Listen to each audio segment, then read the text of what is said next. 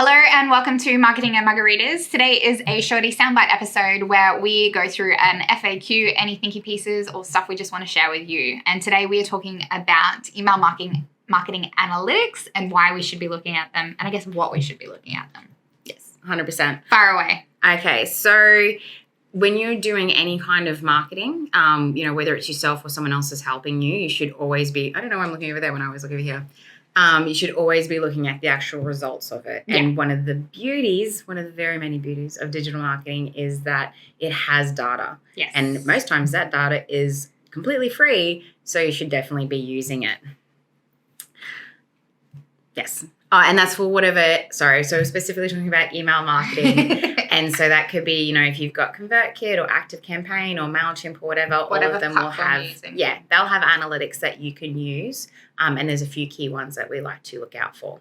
All right. So what are we looking out for? So first one would be your open rate. Yes. That's a good one. So, people are even getting your email. Mm-hmm. So open rate is how many people click to open the email itself. Yeah. It is one of those things where people, we had a new client the other day and she was like, oh my God, only like 40% of my email database open my emails. And she was in the beauty industry. And I was like, oh my God, hon, like, your benchmark is probably around 3% or something. Yeah. You know what I mean? Like beauty emails, because we sign up to different things and whatever like that, they actually tend to get like deleted and junk mailed and stuff a lot. So the fact that her email database was so engaged, and she had no idea because she wasn't benchmarking that information. So open rates aren't just the number, it's also benchmarking against your industry and audience size, which a lot of those email marketing platforms do for you in their analytics. Oh, that's good. Yeah, so they'll be like, here's what yours was this time, here's what you normally get, and here's what people in your industry get. So you can really tell whether your open rate was good or whether it bombed. Yeah, because I'm definitely guilty for that. Like, I know I delete more emails than I open. And then when I really get sick of them, I start unsubscribing. But there's the odd ones you're like, I'm not interested in it today, but I don't want you to take me off your list. Yeah. I know. I've got a social media one that is like, it comes every single day and it's got like 8 or 9 articles every single day. So I'm like, I'm not reading through that every day. But when I do open it, there's always at least 1, if not 2 articles that I look at because they actually do really good content. Yeah. It's just that there's so many updates happening in social media that is the frequency of what they need to be putting out. It's insane, but I can't handle it. Anyway, sidetrack.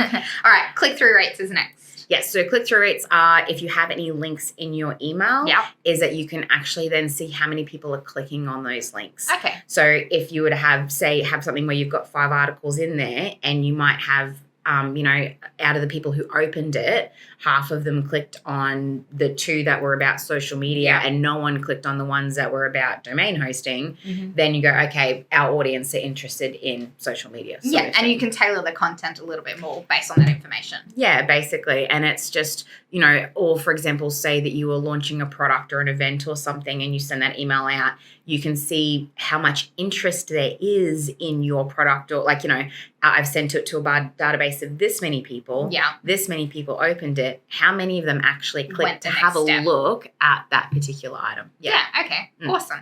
And then the third one you've got here is second peek. Yes, second peek. So when you send an email, the next kind of, say, 20 to 40 minutes is going to be when most people open it, if they're going to open it. Right.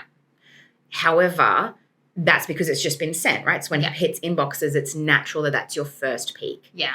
What then can happen is that there can be a second peek. Right. And that second peek tells us when your audience naturally want to look at emails like that. When they're sitting down, when they've got time. Exactly. Yeah. So for example, like we have an email marketing style that is an e-newsletter. So that's not just a quick flick, open, here's the new product from Kmart, I don't want it, delete. Yeah. It's actually like I'm going to scan through and have a bit of a sticky beak at what's happening sort of thing. Yeah.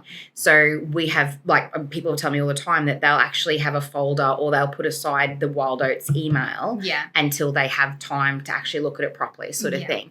So that second peek is when the natural time for people opening up your email is. So they might have even opened it in that first peek, but the second time they open it to actually read it is going to be that second second peak. So you can use your second peak to gauge when a good time is for you to send your email marketing that your audience will actually have time to read it. Yeah, basically. And it's one of those things like with anything in marketing, it's all about testing and tweaking. Yeah. So, whether that first peak, segment, all that kind of thing, it can change. Oh, yeah. So that's why it's good to kind of keep an eye on that thing. But if you've got a really consistent pattern happening where it's like, 3 p.m. is when most people open it, like as their second peak, and then you start timing your email to go out at say 2:45 or something, and then you find a much increased open rate, a much increased click-through rate or whatever, then still keep an eye on it in case things change. But that's how you use data to improve what you're doing. Yeah. If you're going to put that time and effort in, you want to give yourself the best chance for success. Absolutely. But don't go be changing it every week just because that peak's changed. Yeah, so looking for patterns. Consistency. Yes, 100%. All right, so that's our 3 tips. You've always got a wrap-up tip for us, and this is about unsubscribe. So obviously that kind of analytic would look like a negative. If you've gone, somebody doesn't want to read my email anymore, like that feels like a boo-hoo, but that's not going to be the case. It feels like a boo-hoo. Yes. So basically unsubscribe is actually not a bad thing. Yeah. I think unsubscribes are a really good thing because it means that the people who aren't interested in your content are just self-selecting out. Yeah. So that the people who you're talking to are the ones who really do want to listen to what you have to say.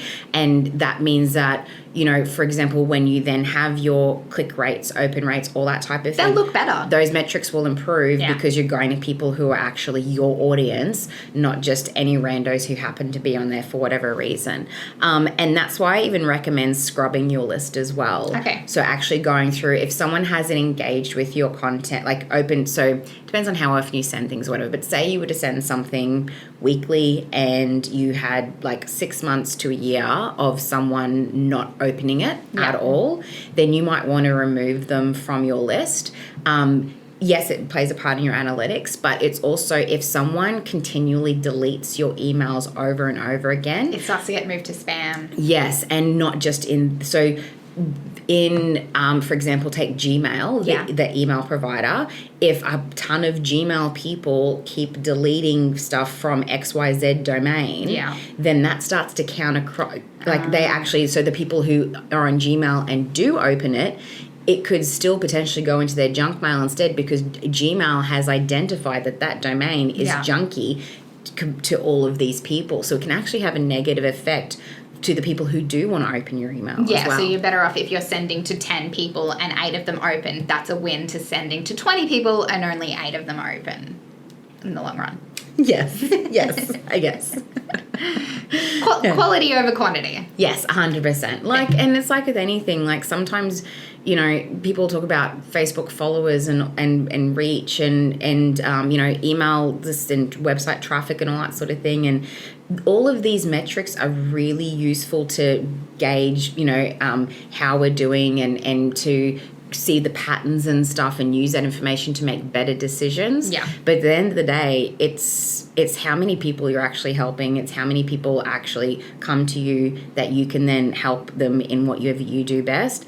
That's the final metric, So a lot of the other stuff is just vanity, man, and that's why when people if they actually spend money buying Facebook likes and stuff, which I don't even know if you can do that anymore, but when they do stuff like that, it's like the dumbest fucking thing you can do because you just bought a whole bunch of disinterested people in you. Yeah. And, so if you see a page that has over 10,000 likes and each post they put up only has 1 like and it's from themselves, it's gonna look scammy. It's gonna look like a spammy page sort of thing. So you could actually be doing yourself a disservice.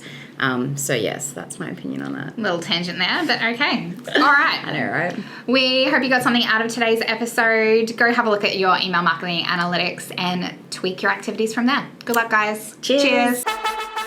Thanks for listening to this episode of Marketing and Margaritas. Find more free marketing tips, tricks and laughs at rebelnation.com.au.